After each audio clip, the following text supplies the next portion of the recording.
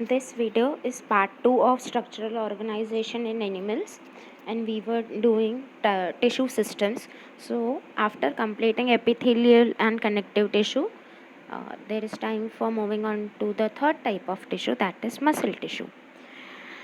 Now muscle क्या होता है? Each muscle is made up of long cylindrical fibers which are arranged in parallel lines.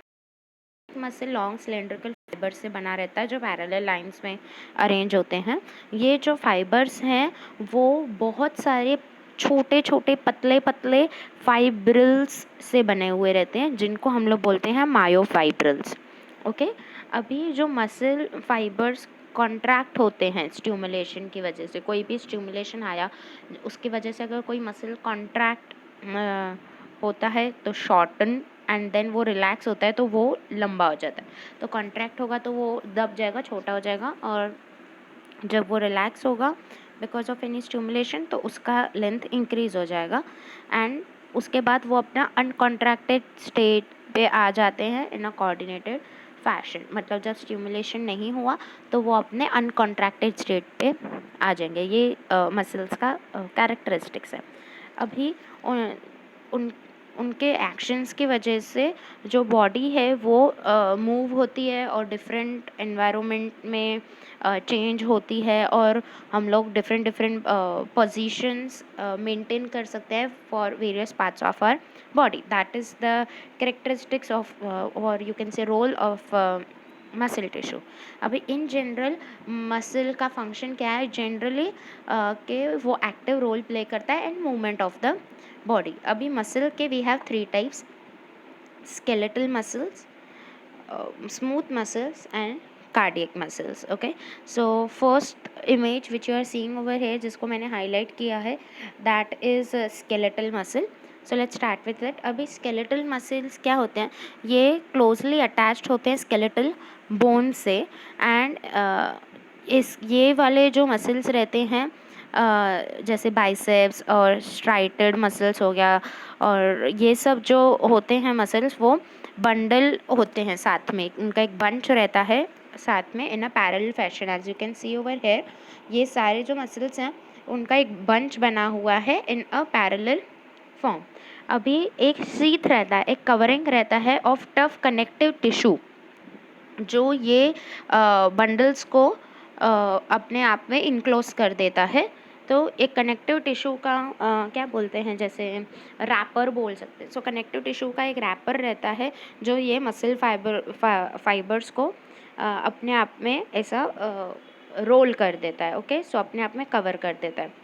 So next, this was all about the skeletal muscles. Second we have is smooth muscles. As you can see over here, smooth नाम से ही वो पता चल रहा है कि वो ऐसा हिलता डुलता रहेगा. So जो smooth muscle है उसके characteristics क्या हैं? That it tapers towards both the ends. Tapering towards ends को एक term है, वो है fusiform. Okay, so fusiform, and they do not show any striations. उनमें कुछ भी ऐसे लाइंस नहीं है. As you can see over here skeletal muscles में आपको यहाँ पे ऐसे बीच बीच में हॉरिजॉन्टल ऐसा लाइंस दिख रहे हैं, which is not in case of smooth muscles. ये स्मूथ मसल्स हैं वो एकदम स्मूथ है, प्लेन है, देर आर नो लाइंस. और इनके आप दोनों एंड्स देखिए, ये एंड और ये एंड एकदम नैरो है, तो उसको हम लोग फ्यूजिफॉर्म स्ट्रक्चर बोलते हैं. अभी जो सेल जंक्शंस है ये इनको स्मूथ मसल्स को साथ में होल्ड करके रखते हैं और इनका बंडल बना के रखते हैं again in a connective tissue sheet. जैसे स्केलेटल का था कनेक्टिव टिश्यू का पेपर था, वैसे ही इसमें भी स्मूथ मसल्स को भी एक कनेक्टिव टिश्यू के पेपर में शीट में कवर करके रखा जाता है. जो इंटरनल ऑर्गन्स का जो वॉल रहता है उसमें जैसे ब्लड वेसल्स हो गया, स्टमक हो गया, इंटेस्टाइन हो गया, उसमें ये स्मूथ मसल्स रहते हैं. और जो स्मूथ मसल्स रहते हैं ये इनवॉलेंटरी मसल्स रहते हैं क्योंकि इनका फंक्शन हम लोग डायरेक्टली कंट्रोल नहीं कर सकते. ओके, तो हम लोग उनको खुद के लाइक खुद के विश से we cannot contract it and we cannot release it, जैसे स्केलेटल मसल्स के साथ होता है। स्केलेटल मसल्स को वी आरसेल्व्स कॉन्ट्रैक्ट, जैसे जिम में अगर हम लोग एक्सरसाइज करते हैं तो हम लोग ये डंबल्स उठाते हैं, पुशअप्स करते हैं, तो वो हमारा चॉइस रहता है हमारे मसल्स को मूव करना। सो दैट वहाँ पे जो मसल्स मूव होते हैं दैट इज़ स्केलेटल मसल। और अभी जैसे स्मूथ मसल्स हैं ब्लड वेसल्स में, वो हमारे ऊपर नहीं है कि हम लोग ब्लड को सर्कुलेट होने दे रहे हैं या नहीं, it is happening automatically. So automatically it is happening, involuntary है वो, तो वहाँ पे there are smooth muscles. Okay, we have third type of muscle tissue, that is cardiac muscle tissue. As you can see over here, ये last वाला this last one is cardiac muscle tissue। और ये जो है वो contractile tissue है, contract होता है ये tissue, और it is only present in the heart, इसीलिए उसका नाम ही cardiac है। ये सिर्फ हार्ट में ही प्रेजेंट होता है। जो सेल जंक्शंस है वो प्लाज्मा मेम्ब्रेन को फ्यूज़ करते हैं, कार्डियक मसल सेल्स के प्लाज्मा मेम्ब्रेन्स को फ्यूज़ करते हैं और वो आपस में चिपके रहते हैं, जिसकी वजह से ये मसल मूव नहीं हो पाता। और जो कम्युनिकेशन जंक्शंस है, मतलब जो ये इंटरकैलेटेड डिस्क है, ये जो डार्क वाले आप पोर्शंस देख रहे हो यहाँ पे, डार्क ब्लैक पोर्शंस, इनको इंटरकैलेटेड डिस्क बोलते हैं। दैट इज़ वो कम्युनिकेशन जंक्शंस है। वो कुछ कुछ पॉइंट पे फ्यूजन रखते हैं, फ्यूज़ करते हैं, और वो सेल्स को अलाउ करते हैं to contract as a unit. मतलब वो पूरा सेल एक ही साथ कॉन्ट्रैक्ट करेगा और एक ही साथ रिलैक्स होगा। मतलब कोई भी अगर सिग्नल आ रहा है, एक सेल को जो सिग्नल मिल रहा है वो ही सिग्नल वो सेल बाकी सारे सेल्स को पहुंचाएगा। ठीक है, सो इसके लिए वो कम्युनिकेशन जंक्शन वहाँ पे प्रेजेंट है। उसका काम ये है कि जो भी सेल को सिग्नल मिलेगा वो सेल बाकी के सारे सेल्स को भी सेम सिग्नल देगा। इसीलिए व्हेन अ हार्ट बीट्स, तो वो पूरा हार्ट एक ही साथ, ऑर्गन एक ही साथ बीट होता है। ऐसे नहीं होता है कि सिर्फ आर्टरीज बीट कर रहे हैं या सिर्फ वेंट्रिकल्स बीट कर रहे हैं। So it beats together, hence that is because of these communication junctions which is present। So that is all about muscle tissue। Next type of tissue we have is neural tissue. अभी जो neural tissue है उसका सबसे ज़्यादा control रहता है body के responsiveness पे इन चेंजिंग कंडीशंस। जो भी कंडीशंस चेंज हो रहा है तो उसमें बॉडी को रिस्पॉन्स कैसे करना है, that is the function of neural tissue. अभी जो न्यूरॉन्स है, न्यूरॉन्स क्या है, that is the unit of neural system. और ये जो न्यूरॉन्स रहते हैं दे आर एक्साइटेबल सेल्स, मतलब ये बहुत जल्दी एक्साइट हो जाते हैं। तो जो न्यूरोग्लियल सेल्स होते हैं which constitute the rest of the neural system, वो प्रोटेक्ट करते हैं और सपोर्ट करते हैं न्यूरॉन्स को। ओके, सो न्यूरॉन्स को सपोर्ट करने का काम इज़ ऑफ न्यूरोग्लियल सेल्स। और जो न्यूरोग्लिया है, as you can see over here, this is neuroglia. तो ये जो न्यूरोग्लिया है that makes up more than 1/2 of the volume of neural tissue in our body. ठीक है, सो 1/2 से ज़्यादा जो टिश्यू है दैट इज़ न्यूरोग्लिया।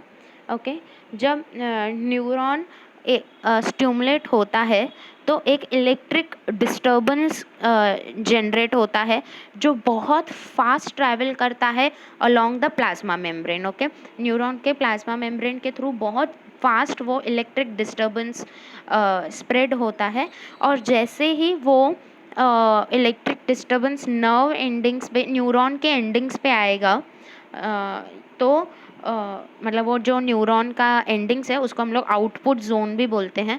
तो जैसे वो इलेक्ट्रिक डिस्टर्बेंस न्यूरॉन की एंडिंग्स पे या तो आउटपुट जोन में आएगा, वो ट्रिगर करता है इवेंट्स को, जिसकी वजह से स्टिमुलेशन होता है एडजेसेंट न्यूरॉन का, या तो फिर इनहिबिशन होता है एडजेसेंट न्यूरॉन का। That is because of this whenever ऐसे बहुत ज़्यादा bright light attacks our eyes, we directly close our eyes. तो वो वैसा ही रहता है बिकॉज हमारे ब्रेन में इलेक्ट्रिक डिस्टर्बेंस रहता है, जिसकी वजह से न्यूरॉन्स को फटाफट सिग्नल मिलता है एंड वो ऐसा नहीं करता है कि एक आँख बंद कर देता है, we immediately close both of our eyes.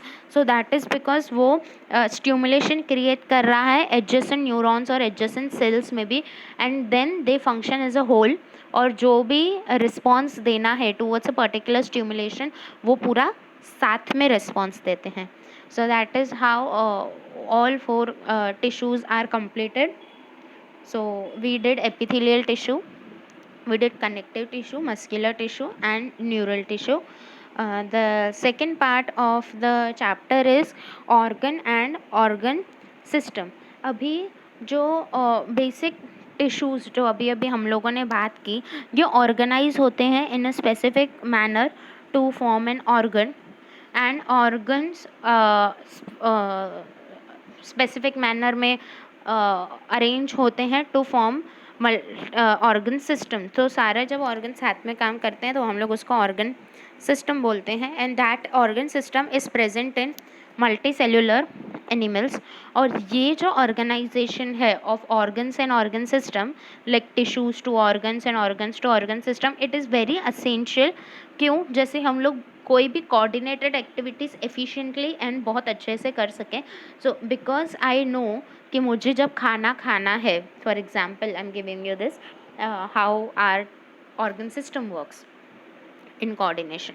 So for example मुझे खाना खाना है, सो माई ब्रेन नोज कि मुझे वो खाना अपने हाथ से उठाना है, तो मेरा ब्रेन हाथ को पहले सिग्नल देगा, then I have to bring it to my mouth, and then my mouth will open, like I'll see the food, I'll smell it at the same time, and my mouth will open and I'll eat it. So यहाँ पे मेरा sight भी work कर रहा है, मेरा hands locomotion भी work कर रहा है, my taste and my the smell, everything is working together. तो इसीलिए वो organ system एक coordination में होना is very important for efficient and better activities. Okay. अभी हमारे बॉडी के हर एक ऑर्गन में एक या एक से ज़्यादा टिश्यूज़ रह सकते हैं। फॉर एग्जांपल जैसे हमारा हार्ट है, उसमें चारों टाइप के टिश्यूज़ रहते हैं, epithelial, connective, muscular and neural. Okay, and because heart को सबसे ज़्यादा काम करना है ना, उसको इधर से उधर सब सिग्नल्स पहुंचाने हैं, because if heart stops then heart alone stops and it stops everything. So heart dies then everything dies, hence all the tissues are present in the heart, और वो एकदम proper connection में रहते हैं, because of which our whole body is alive. अभी this whatever we have studied now, आगे का अभी हम लोग जो स्टडी करेंगे मैं तुमको उनका बेसिक बताती हूँ। जब हम लोग मॉर्फोलॉजी बोलते हैं इन प्लांट्स और इन माइक्रो ऑर्गेनिजम्स, उसका मतलब हम लोग जो एक्सटर्नली दिख रहा है हमको फीचर्स ऑफ अ प्लांट और ऑर्गेनिज्म, उसको मॉर्फोलॉजी का नाम दिया जाता है। जबकि वो ही एक्सटर्नल चीज़ हम लोग स्टडी करते हैं इन एनिमल्स, उसको हम लोग एनाट बोलते हैं, anatomy. Okay, so anat is a short form of anatomy. When you will go to your MBBS colleges तो तुम लोग एनाट ऐसा सुनोगे, so that is anatomy. So external appearance of organs और एनिमल्स और इंटरनल ऑर्गन्स का appearance को हम लोग एनाटॉमी बोलते हैं। और जब वही एक्सटर्नल अपीयरेंस हम लोग प्लांट्स का स्टडी करते हैं या ऑर्गेनिजम्स, माइक्रो ऑर्गेनिजम्स का स्टडी करते हैं, उसको हम लोग मॉर्फोलॉजी बोलते हैं। So now will study in further lectures will study anatomy and morphology both, मतलब external and internal structure of earthworm, cockroach and frog. Let's start our study with earthworm. अभी what is earthworm? It is a reddish brown terrestrial invertebrate, और ये inhabit करता है usually soil के upper layer में, and during daytime they live in burrows, ऐसे holes में रहते हैं, and वो कैसे बनाते हैं अपना बरो? सॉइल को स्वॉलो करके और सॉइल में ऐसा होल करके अपना खड्डा बनाते हैं और उसमें रहते हैं। एंड गार्डन्स में उनके फीकल डिपोजिशंस मिलते हैं यूजुअली, और उनके अर्थवर्म के फीकल डिपोजिशंस को कहा जाता है वर्म कास्टिंग्स। ओके, और इंडिया में जो अर्थवर्म्स हैं they are of usually 2 types, pheretima and lumbricus. Okay, so these are the two common Indian earthworms. So let's start with morphology of the earthworm. So morphology, as I told you, is the external appearance. So बाहर से कैसा लगता है? It is long cylindrical body रहता है उसका, and it is divided into more than 100 short segments. So as you can see, ऐसे जो cuts आपको दिख रहे हैं, so they are more than 100 short segments रहते हैं, and उसका जो डॉर्सल सरफेस रहता है वहाँ पे एक मीडियन या मिड डॉर्सल लाइन रहता है. So that mid dorsal line is called as dorsal blood vessel, जो ऐसा लॉन्गिट्यूडनल एक्सिस पे रहता है. सो ऐसा लंबा सा there is a line. And जो वेंट्रल सरफेस रहता है उसका, उस वहाँ पे जेनाइटल ओपनिंग्स रहते हैं. सो वो जेनाइटल ओपनिंग्स को कहा जाता है पोर्स. ओके, जो एंटीरियर एंड रहता है, मतलब जो स्टार्टिंग ऊपर का एंड रहता है, वहाँ पे रहता है माउथ एंड प्रोस्टोमियम. प्रोस्टोमियम क्या रहता है? इट इज़ अ लोब, एक लोब रहता है. As you can see over here, ये प्रोस्टोमियम है, यहाँ पे रहता है. So it is a lobe which serves as a covering for mouth. Okay, so ये प्रोस्टोमियम जो है वो माउथ को कवर करने में हेल्प करता है, क्योंकि अर्थवर्म क्रॉल करता है ना, तो वो क्रॉल करने की वजह से वो उसका जो ये है माउथ का जो ओपनिंग है वो टूट ना जाए या उसको कुछ क्रैक ना आ जाए सॉइल में, इसकी वजह से देयर इज़ अ कवरिंग. और जो प्रोस्टोमियम है उसका जो फंक्शन है दैट इज़ सेंसरी. सो वो सेंसिटिविटी को यहाँ से मतलब सेंसिटिविटी को वो सिग्नल करता है, सेंसिटिव टू सिग्नल्स. और जो फर्स्ट बॉडी सेगमेंट रहता है अर्थवर्म का, उसको हम लोग बकल सेगमेंट बोलते हैं, और else we called it as peristomium. So peristomium और buccal segment is the first segment of the body, और यहाँ पे माउथ रहता है. So this peristomium consist of mouth. Okay, so this is prostomium जो कवरिंग है, and this is the peristomium that is the first segment of the body. Okay, जब earthworm mature हो जाता है तो उसके जो segment 14th to 16th number जो सेगमेंट रहता है, they are covered by a dark band. So that band is of glandular tissue, जिसको हम लोग सिलेटम भी बोलते हैं. So as you can see over here, this is the सिलेटम.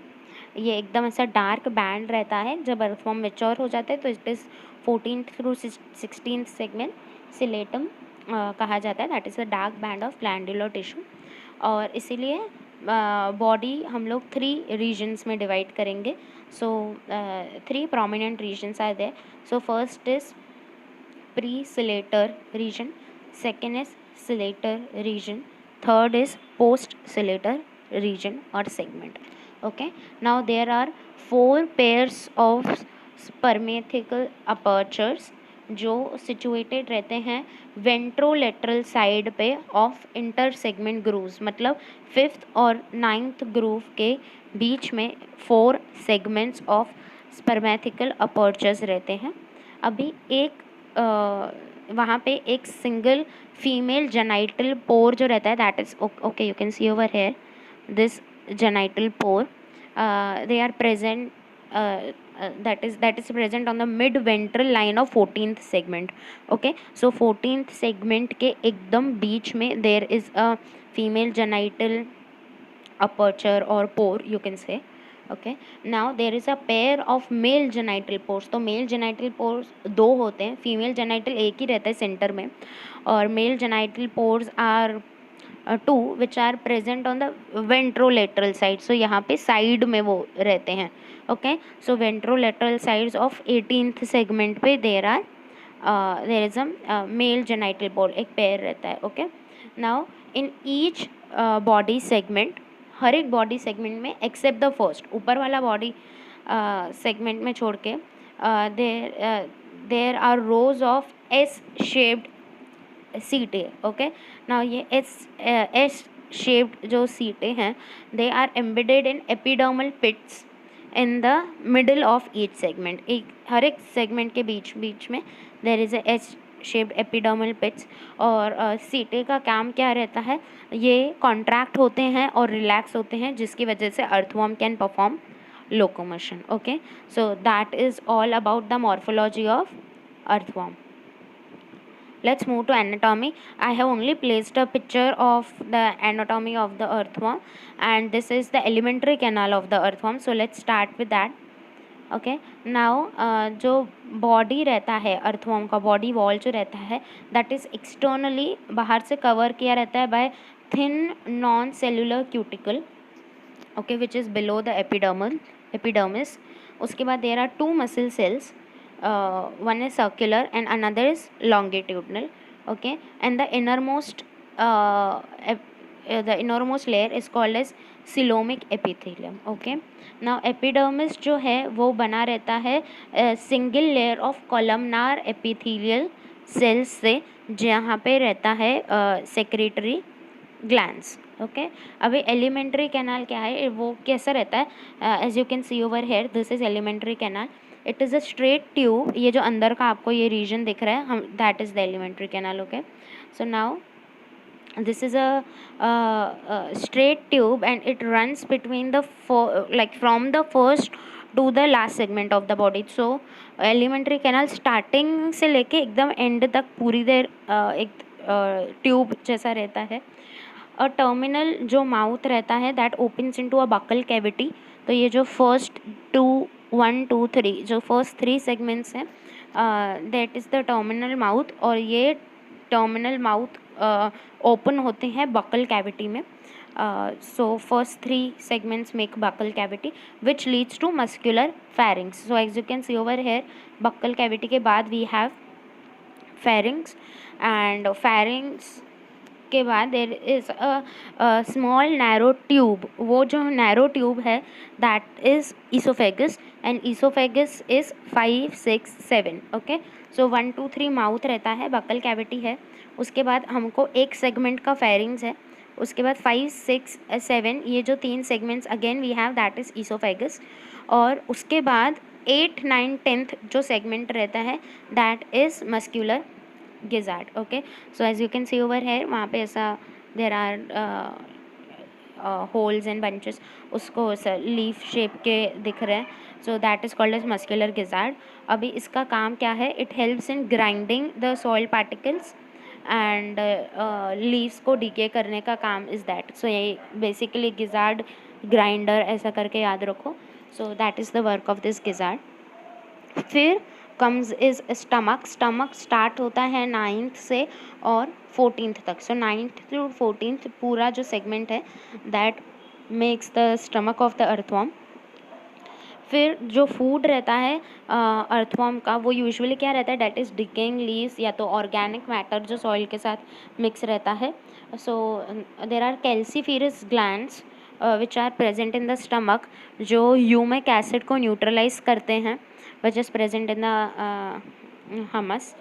तो हमस के ह्यूमिक एसिड को दे न्यूट्रलाइजेस, सो अर्थवर्म को ज़्यादा एसिडिक कैसे फूड नहीं मिलेगा ऐसा.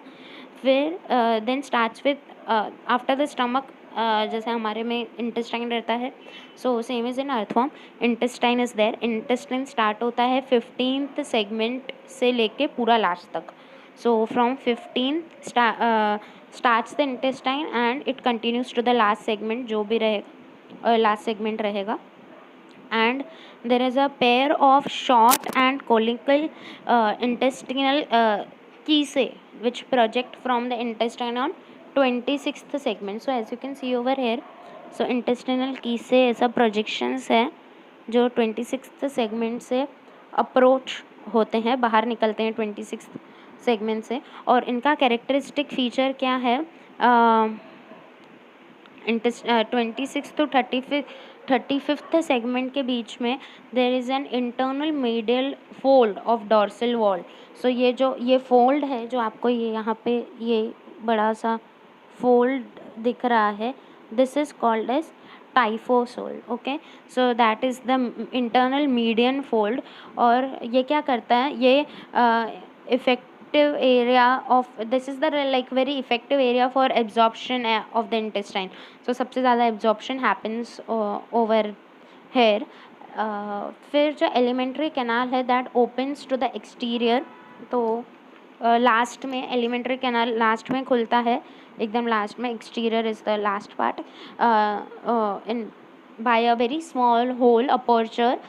एकदम छोटा सा पोर रहता है जिसको हम लोग बोलते हैं एनस. तो जो भी इंजेस्टेड ऑर्गेनिक रिच सॉइल होता है, जो डाइजेस्टिव ट्रैक्ट में पूरा अच्छे से ब्रेक डाउन हो गया एंजाइम्स की हेल्प से, and all the complex food is absorbed by the smaller units in the intestine. So that all happens. और जो सिंपलर मॉलिक्यूल्स रहते हैं वो इंटेस्टाइन के मेम्ब्रेन से एब्जॉर्ब कर देते हैं, और organisms the earthworm organism utilises it, and जो भी वेस्ट है वो एनस से. Let's now move on to circulatory system in earthworm. Now जो फेरेंटीमा टाइप का अर्थवर्म रहता है उसके पास there is a closed type of blood vascular system, जिसमें उसके पास ब्लड वेसल्स रहते हैं, कैपिलरीज रहता है एंड हार्ट रहता है. So here what you can C is the circulatory system in earthworm. Now due to the closed circulatory system, जो blood है that is confined to heart and blood vessels only, just like us, जैसे हमारे में रहता है. Okay, now contractions जो रहते हैं वो blood circulation को एक ही direction में maintain करके रखते हैं. जो छोटे blood vessels रहते हैं, smaller blood vessels, they supply blood to gut, nerve cord and body wall.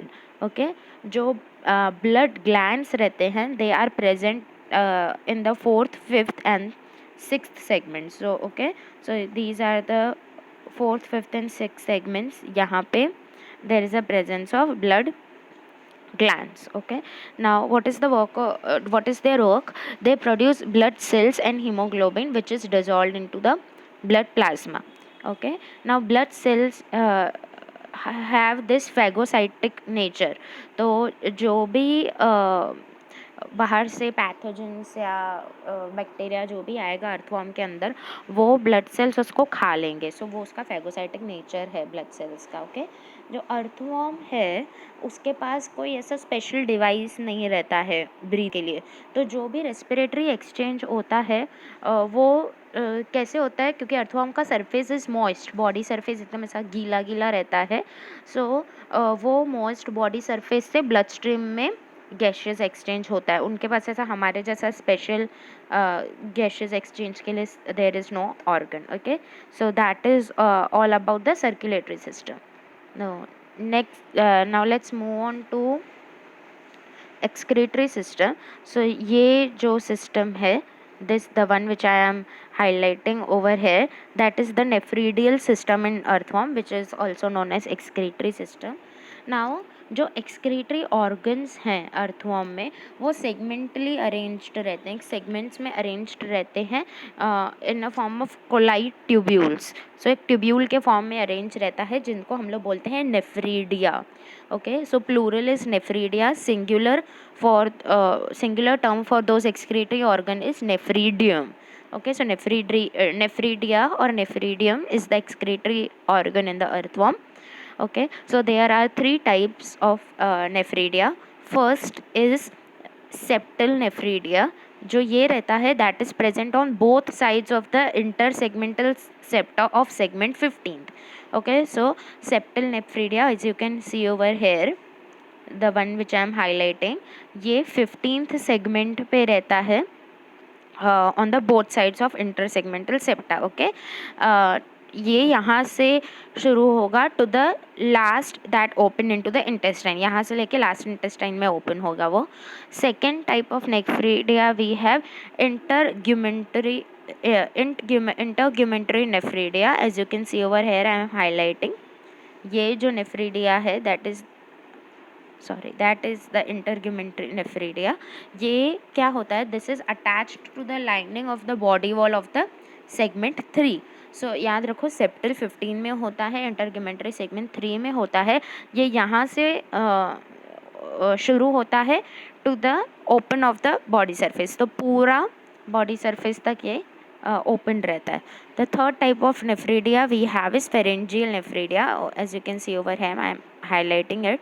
सो ये जो फेरेंजियल नेफ्रिडिया रहता है ये प्रेजेंट होता है एज अ थ्री के पेयर्स में प्रेजेंट होता है in fourth, fifth and sixth segment. Okay, so you can see over here, ये जो तुमको डार्क ब्लैक कलर के स्पॉट्स दिख रहे हैं, देर आर 3 पेयर्स. ये एक ऊपर पेयर है, देन देर इज नीचे वाला pair and then third pair. So ये टफ्ट्स बोलते हैं हम लोग उसको, tufts. So this is tufts of pharyngeal nephridia which is present in the fourth, fifth and sixth segment. Okay, now ये जो structures हैं they are very much different but they look similar. और nephridia का main function क्या रहता है, it regulates the volume and the composition of the body fluids.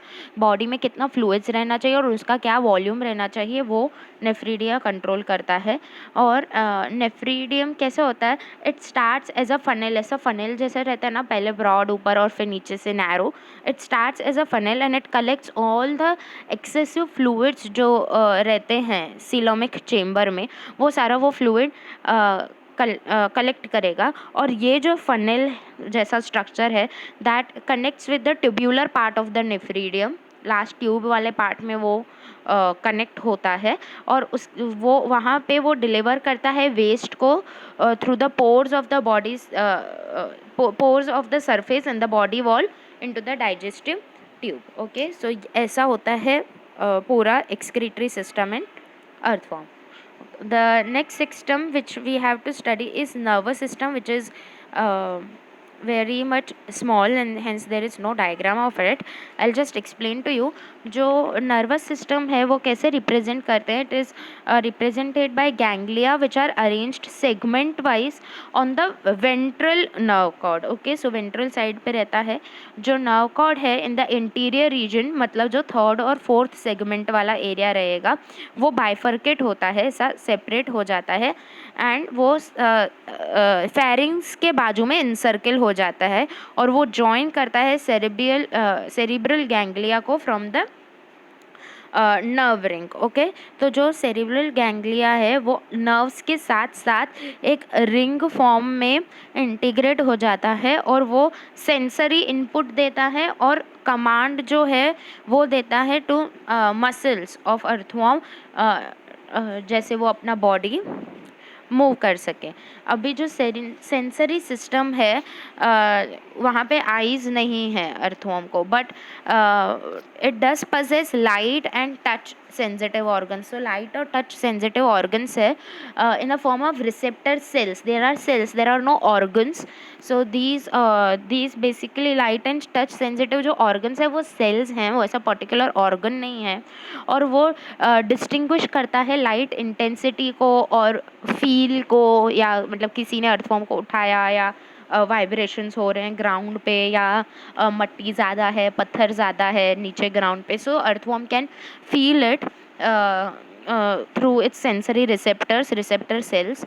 और worms को एक स्पेशलाइज्ड कीमो रिसेप्टर्स होते हैं जिसको टेस्ट रिसेप्टर्स भी बोलते हैं, जो as a chemical stimuli work करते हैं for earthworm. Okay, and these sense organs कहाँ पे लोकेटेड होते हैं, they are located on the interior part of the earthworm. Okay, so that is about the sensory and nervous system. It is very short, there is nothing much to understand it.